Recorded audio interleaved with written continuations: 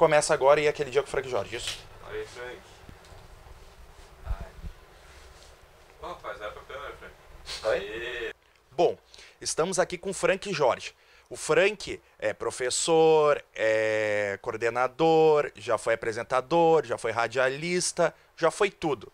Frank, mas é inegável e quase impossível pensar no nome Frank Jorge sem pensar na música, na figura, na representatividade do teu nome para a música gaúcha, independente, para o rock and roll porto-alegrense e do estado. Como é que começou a tua relação com a música? Os meus irmãos todos e irmãs adoravam música, ouviam muita música em casa. Minha mãe mesmo, como eu comentei, meu pai faleceu, mas minha mãe ela desempenhou esse papel fundamental, assim, de criar com grande carinho, com grande humor, crocância os filhos, eu diria, né? Então, era uma casa, era um ambiente muito musical, assim, onde a música era, digamos, meio liberada, assim, não tinha um rigor de não poder ouvir música nesse ou naquele horário. E a gente ouvia ali Celi Campelo, Elvis Presley, Beatles, Led Zeppelin, The Who. Então isso aí nunca vou cansar de dizer e repetir. Esse ambiente com tantas referências musicais diferentes foi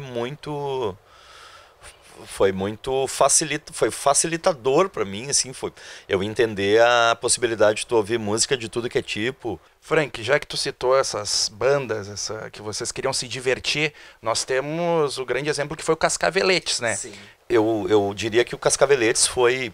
Antes do Cascaveletes eu tive uma banda ou outra com amigos, uma instrumental, a gente era muito influenciado pelo Cheiro de Vida, Raiz de Pedra, então tinha uma banda que a gente nem chegou a tocar, a estrear, que era o Contrassenso, com o Baiar Duarte e o Tchê Gomes, e a banda pré-Graforreia, que era o Prisão de Ventre.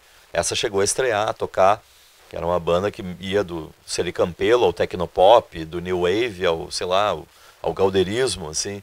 Ao mesmo tempo eu fui retomando a amizade, a proximidade com esses amigos, né? Eram amigos de infância, de bairro, de colégio. E daí eu retomei essa relação com o Alexandre, com o Marcelo.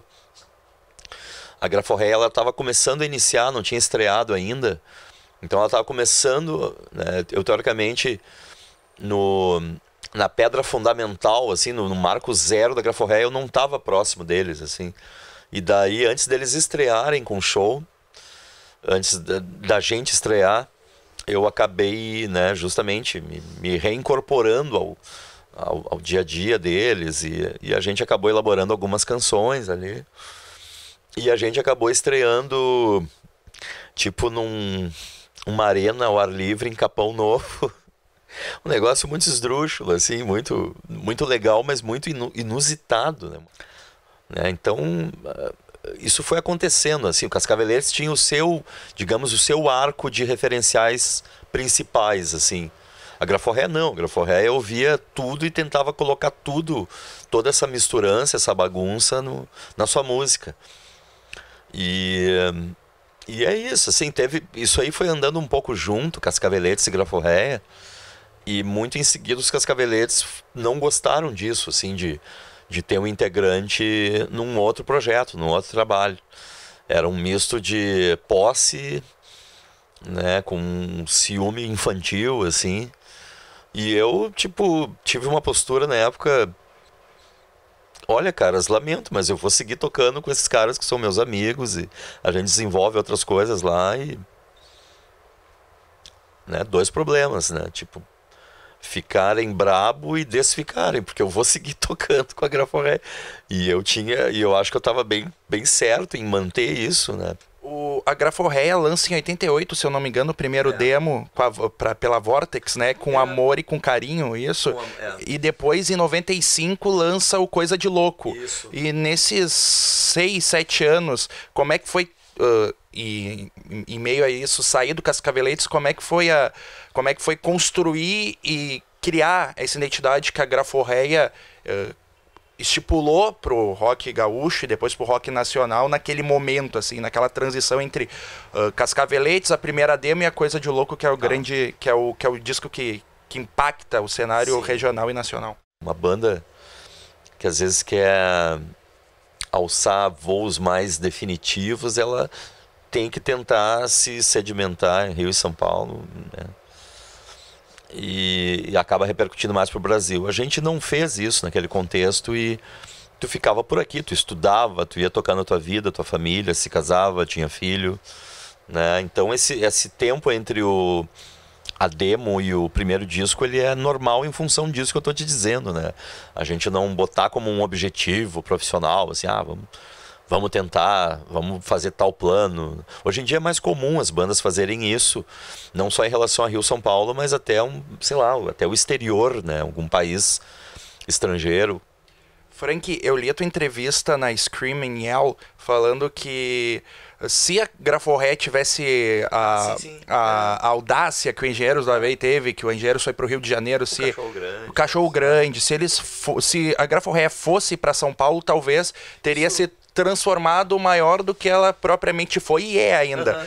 Tu acha, até já aproveitando esse adendo de ir para São Paulo, ir procurar a metrópole para exibir o teu trabalho, tu acha que a Graforré, hoje em dia, com internet, como é que seria? Seria maior do que propriamente foi e é? Não, eu falo isso é uma hipótese, né? Uma teoria, assim, não. A gente não é algo que tem uma carga, assim, de uma mágoa ou erramos, né? Eu aponto isso como algo concreto, algo que eu vejo, né? Por mais que o nosso som seja um pouco mais esquisito, assim, de propósito, a gente não consegue fazer de outro jeito. O nosso som é assim, é com essa, né, é proposital aquilo, mas ao mesmo tempo é também muito natural, assim. Eu vejo que sim, eu acho que poderia ter ocorrido outras coisas, outro grau de popularidade e disseminação, né? Eu acho interessante, independentemente do que é a sonoridade, seja do Engenheiros, do Garotos da Rua, do Fresno, do Cachorro Grande, essas são bandas que trabalharam essa dimensão de morar no Rio de Janeiro ou em São Paulo e trabalhar de uma maneira mais concentrada, mais profissional, a consolidação do nome da banda, as performances de shows, ida aos programas de TV. Isso era super importante naquele período, não deixou de ser ainda, né? Então, eu vejo isso, assim, mas como eu te falei, eu não acho ruim ficar fazendo chorando sobre o uísque derramado, como diria o Ney Lisboa, né? Porque eu acho que a gente desenvolveu um monte de outras coisas estando em Porto Alegre, shows, bandas, nossa relação, acho que é a questão da paternidade, né? Todos nós tivemos filhos, filhas, e eu me referindo mais, o próprio Marcelo também teve filho, ok, mas eu digo mais o núcleo ali da banda, o núcleo que acabou tocando a banda adiante, o Marcelo, o Alexandre, o Carlos e eu, né? Acho que é uma experiência importantíssima, assim, do ponto de vista de crescimento pessoal e humano, tu ter filhos, né? Aprender a educar, administrar, seja do ponto de vista afetivo, subsistência, enfim. Esse momento da entrevista é para te mostrar alguns vídeos que nós pegamos, que a gente tinha nos nossos acervos da tua carreira. Aí a gente vai te mostrar para ver se tu lembra, se tu tem alguma lembrança desses vídeos, desses momentos. A gente vai começar com como nós conversamos anteriormente sobre o Cascaveletes. Sim. Vamos mostrar agora um dos Cascaveletes para ti. Bom, o Teatro Presidente ali na Benjamin Constant, esse show em 88, né? Acho que é 88. Cara, isso foi muito curioso, porque foi um especial gravado pela TV Educativa. E na época, além da... tô falando da família, dos irmãos ali, né? No caso ali, além da gravação do show, eles eles captaram depoimentos nossos. E eu era, então, um estudante de letras, era um pouco pretensioso, assim, sobre literatura. E o Flávio, o Ney, o Baré tinham um discurso mais do rock and roll, assim, né? Pra mim parecia meio restritivo ficar com esse discurso rock and roll. Mal saberia eu que com o tempo eu me identifico muito hoje, entendo essa postura, esse discurso que eles tinham, né? E isso é bacana, assim, isso é bacana lembrar disso, assim, né? Não tem um arrependimento. Não, ele era um cara que era muito impactado não só pela música, mas pela literatura, pelo cinema. Eu tentava mostrar isso, essa minha formação mexida, impactada por outras linguagens artísticas além da música. E esse dia aí essa produção foi bizarra, assim, a gente teve essa questão do piso do palco pintado de quadriculado, era uma coisa meio da época ali, ainda que datada, era um período, né, pós-punk, new wave. Então a gente fez essa pintura aí e foi engraçado. E o show foi muito legal, assim, acho que foram 2 noites, inclusive. Tinha um panfleto do show com uma historinha desenhada pelo Viti Nunes, que é o cara que fez a capa do disco, fez a arte do disco. Um cara muito legal, né? Fez a arte do Júlio Reni da época também. E o Flávio acabou ficando rouco. Nos 2 dias a voz dele tá meio rouca, né?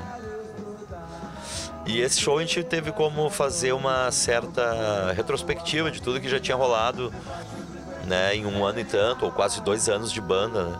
Tinham músicas do início e algumas que a gente recém tinha composto e gravado, né? Acho muito bacana. Esse especial, ele costumava passar sempre na íntegra no final do ano, na TV Educativa, né? E eu acho bem bacana, assim, um material que um dia vai ter que sair, talvez, em DVD, sei lá. Essa altura já deve estar aí pela rede também, ele na íntegra, sei lá. Acho muito legal, uma recordação muito boa. E tu tinha alguma música favorita do Cascaveletes, assim, que mais se identificava? Cara, eu acho que essa que estava aparecendo ali é uma que a gente costumava abrir os shows, que é Eu Quero Estudar. Era muito boa, porque ela tinha esse tom de sacanagemzinho, assim, que tinha nos Cascaveletes, né? E ela é muito anos 60 ao mesmo tempo, né? Eu gosto bastante, Eu Quero Estudar. Acho divertida. Morte por Tesão, uma música boa de tocar, que tem um riff legal. Tem uma letra do Flávio muito engraçada, né? Eu acho que Eu Quero Estudar, o Morte por Tesão. Todas são muito divertidas de tocar, umas letras muito bizarras, assim, né? Muitas letras que hoje até soam politicamente incorretas, enfim. Mas é música apenas, né? Enfim. Mas se tu para pra ver, Frank, é incrível que o Cascaveletes criam letras ousadas e essas letras ousadas vão ser usadas depois pela comunidade ninjitsu, depois a comunidade ninjitsu vai Fechecleres, então o Cascaveletes é meio um berço desse rock imoral, sem vergonha, que até o disco do Fechecleres, né, que é imoral, sem vergonha, inocente. É isso, eles usam essas 3 expressões, é algo que o Cascaveletes tinha na essência no final dos anos 80 para os 90, né? Eu acho muito legal, assim, eu acho divertido, acho bacana, acho que a gente tinha ao mesmo tempo, né, não vou dizer uma inocência, assim, mas tinha uma singeleza em estar fazendo aquilo, né, não era tão barra pesado quanto parecia, assim, era um negócio, tinha ali algumas marcas, né, dos anos 60 mas era um discurso interessante, assim. Eu acho que tem bandas que surgiram depois, até tipo o próprio Velhas Virgens, assim. Daí sim, os caras realmente fazem questão, né, de ter aquele discurso, aquela posição. Acho que rock and roll serve para isso também, né? Tu dizer, tu bem entender, assim, né? Falou de Colégio Interno, né? O primeiro sucesso. Chamamos uma relíquia aqui para te mostrar, Frank. Ele leva um tempo até. Exatamente, vou até pular aqui. Jornalismo, né? Ó. E eu quero apresentar para vocês um novo grupo. Aliás, um deles, como é que é o seu nome? É o Frank Jorge, essa figura impoluta. O Frank Jorge, que fazia parte dos Cascaveletes, não é? Faz parte ainda, e eles estão com um grupo novo, um grupo de rock. Aliás, o programa hoje está bem variado, né? Tem música gaúcha, tem rock, Graforreia, olha o nome do grupo, Graforreia Filarmônica. Vamos receber carinho para ele, gente. Materializa muito tudo aquilo que eu costumo falar, né? A gente tinha uma influência de de música de tudo que é tipo, de TV, de quadrinhos. Na verdade, os Monkeys, né? Eles faziam aquele tipo de caminhada, aquela parte cênica ali, né? Isso aí é muito divertido lembrar, né? A gente ali com, sei lá, 20, 21 anos de idade e cheio de convicções musicais, mas também muito a fim de se divertir, assim, muito a fim de, né, sem grilo de parecer uns caras meio palhaços, assim, irreverentes, né? É muito divertido nesse vídeo que eles têm uns closes das pessoas da plateia e alguns estão olhando com o riso meio congelado, assim, tentando interpretar, tentando entender, né, onde é que esses caras querem chegar, né, fazendo isso, né. E essa música, ela não chegou a ser um hit, assim, mas ela foi a primeira música que o pessoal conheceu da Graforré, porque ela tocou na Rádio Ipanema, né. E onde é que foi a locação dessa gravação? Olha, se eu não me engano, foi também no Teatro Presidente, também, se eu não me engano, aquele mesmo local da apresentação dos Cascaveletes. Muito engraçado isso aí. Claro que nós estamos vendo um playback, né? E tinha essa dança, tipo The Monkeys, justamente pra mostrar que é playback ou era só pra zoar ao vivo mesmo? Não, o lance assim, uma outra coisa que eu queria dizer é que Graforré, né, a gente tinha esse jeito e essa questão, assim, mas não querendo ser um grupo de humor, né? O humor é um elemento em meio... O humor é um elemento, assim como a Jovem Guarda é um outro elemento, assim como as histórias em quadrinhos, o Batman dos anos 60, enfim. Então, acaba que o resultado final acaba sendo muito esdrúxulo e o pessoal achando que a gente quer ser ou parecer engraçado, mas não é isso, né? O humor é um elemento que está ali diluído em meio a tantas coisas, né? O resultado final acaba tendo uma certa verve cômica, assim, né? Pelas trocas de andamento, pelo tipo de fraseado, enfim. E... O que tu perguntou mesmo? Se essa questão do playback, de vocês estarem contracenando ali no palco, é uma questão mais... não um protesto de fazer um playback, mas é uma forma de estamos fazendo playback, então vamos atuar de uma forma para chamar atenção. Tinha isso? Tem um pouco, sim. É que, na verdade, o programa de TV... Quem é que duvida que vai fazer sucesso? É que, na verdade, certos programas de TV da época eram esse padrão aí de... Quem é que duvida que vai fazer sucesso? Quem é que duvida? O TNT começou assim, fez sucesso. Eu sempre querendo ser meio RP, assim, ficar de bem com todo mundo. Tá bom? Obrigado. Na verdade, era um padrão e ainda é, de algum modo, alguns programas de TV, tu vai lá e faz o playback, faz aquela micagem ali, né? Por vezes o microfone de voz está aberto, mas tu tá tocando sobre uma base ali. Então a gente fez aquela, como tu comentou muito bem, tu dá uma compensada na função toda, pulando, faz uma micagem ali. Vamos sair do playback e vamos botar agora uma ao vivo, em rede nacional. Ah...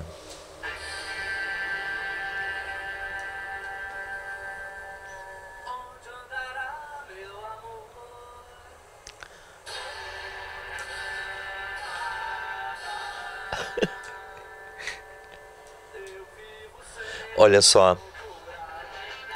Bom, isso aí é dentro desse universo da gente resgatar músicas da Jovem Guarda, né? Essa música é do primeiro álbum do Renato e seus Blue Caps. Quando o Erasmo Carlos era o crooner do Renato e seus Blue Caps. Então a gente... Essa música, The Little Star, né? Estrelinha na versão brasileira. E a MTV, ela estava surgindo no Brasil, né? Ela surgiu um pouquinho depois da MTV norte-americana. E nos anos 90 ela gerava pautas interessantes, motes, né? Então o mote Dia dos Namorados fez com que várias bandas gravassem nesse mesmo cenário, né? Raimundos, sei lá quem mais. Daí nos chamaram, nos convidaram, né? A gente foi lá gravar, isso aí foi em São Paulo, na própria MTV, que ficava lá no bairro Sumaré, né? E É muito legal também, assim. Porque a gente não só gostava de tocar esse tipo de coisa, como tinha uma certa clareza de estar fazendo um resgate, né? Tava trabalhando em prol da memória de um período da música brasileira, né? E a gente gravava o nosso tipo de versão. Essa aí nem tem tanta bizarrice, assim. É uma versão bem parecida com a original, eu diria até. E tá tocando na MTV pra vocês na época, representava muito? Era bem legal. A MTV era muito acessada, muito vista, né? O pessoal tinha uma representatividade, era dignificante tu tocar na MTV, assim, era algo bacana, assim, repercutia pro país inteiro, né? A galera... Muito legal também assistir isso aí. E a frequente utilização de camisa do Inter, a banda era colorada mesmo? Não, a banda era e continua sendo, né? Isso aí era algo que... O coloradismo era algo que estava muito forte na nossa construção de vida e na nossa imagem de banda. E era algo que fazia parte do nosso imaginário daquele contexto e seguiu fazendo, assim. Eu tô com uma camisa do Inter aqui por baixo, inclusive, assim, aqui também. Uma camisa do... É que ela tá com o símbolo meio gasto aqui. Mas é uma camisa específica, assim. Frank, aí agora a gente vai entrar num momento do programa que a gente vai te perguntar se tu lembra de alguns dias importantes no calendário brasileiro, no calendário regional, e eu quero saber se tu vai te recordar de algum, tá? Eu quero saber se tu lembra do dia 16 de agosto de 2006. 16 de agosto de 2006? Não lembro. O Inter foi a primeira vez campeão do mundo. Campeão da Libertadores, desculpa. Sou muito atrapalhado com data, cara. Sou muito atrapalhado com data. Mas tu lembra da noite que o Inter foi campeão da América pela primeira vez? Não, eu lembro. Eu não lembro muito bem. Não lembro? Mas comemorou. Comemorei, claro. Eu consigo lembrar o Mundial daí, que é em 2006 também, no final do ano, em dezembro. Que daí eu saí pra rua, tinha uma bandeira do Inter que eu usava meio como capa e fui lá pra Independência. Minha mãe morava perto da Independência com a Garibaldi e tinha um monte de gente na rua. Eu me lembro mais do campeonato mundial daí. 17 de dezembro de 2006. Isso, daí contra o Barcelona, né? O Yarley segurando a bola, enfim, pra fazer passar o tempo. O gol do Gabiru, o Ronaldinho batendo falta e errando. Acho tudo isso eu lembro um pouco melhor do que a primeira Libertadores. E o dia 16 de abril de 1984? Não lembro também, menos ainda. É a passeata das diretas já. Ah, sim. Naquele ano eu tinha uma irmã que morava em Brasília, então teve algumas dessas manifestações que eu estava em Brasília. E participei, né, obviamente. Frank, dia 7 de novembro de 2010. Mais recente. Tu lembra? 7 de novembro de 2010. Não lembro também. Show do Paul McCartney em Porto Alegre. Tá. Cara, isso foi demais, assim, foi... Eu me inspirei muito em coisas que o Paul fazia. Eu estudei muito o tipo de baixo que ele fazia nos Beatles. E num estádio do time do coração também. Tinha uma carga emocional muito grande, assim. Algo que poderia parecer até improvável. E foi muito marcante, assim. Foi muito impressionante. Um show de 3 horas. Que ele adorava dizer, inclusive, fazer esse show de 3 horas sem beber um gole d'água. O cara muito pilhado e profissional, assim, né? Foi muito marcante, muito impressionante. Eu fui com a esposa... um dos meus filhos e o filho de um amigo que eu tinha conseguido daí um ingresso, o Alexandre Birk, daí mais tão entusiasta como eu, mas ele tem uma declaração tipo, ele saiu do show meio que pensando assim, o que eu vou fazer agora, né? Depois de ver esse show, tipo, o que eu tenho a fazer na música ainda, com perdão dos termos clichês, assim, tu vê um show daquela envergadura, assim, né? Com tantas músicas boas, tantas arranjos legais sendo reproduzidos ali ao vivo, né? Então foi muito impactante, assim. Foi muito impactante, muito impressionante mesmo. E vai nesse desse ano? Eu não me organizei ainda, confesso, mas eu vou dar um jeito, assim. Porque a minha filha, a minha caçula, ela tinha na época 4 ou 5 anos, né? Não sei em que mês foi. Ela nasceu em 2004. Não, eu tri ruim das contas. Eu provavelmente vou dar um jeito de levar a filha, assim, que curte muito, e ela toca bateria também. A Glória, né? Então, eu acho que vou dar um jeito de ir, sim.